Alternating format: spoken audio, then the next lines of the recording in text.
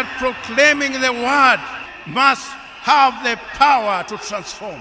From those who are looting everything from us, from country level to everywhere.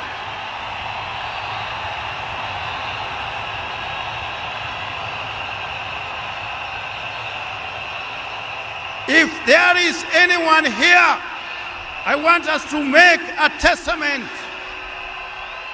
I want us to make a testament with the people of Kenya. If there is anyone here, at whatever level, be you a governor, be you an MCA, be you whoever it is who has looted this country, you know you stand a chance of being condemned.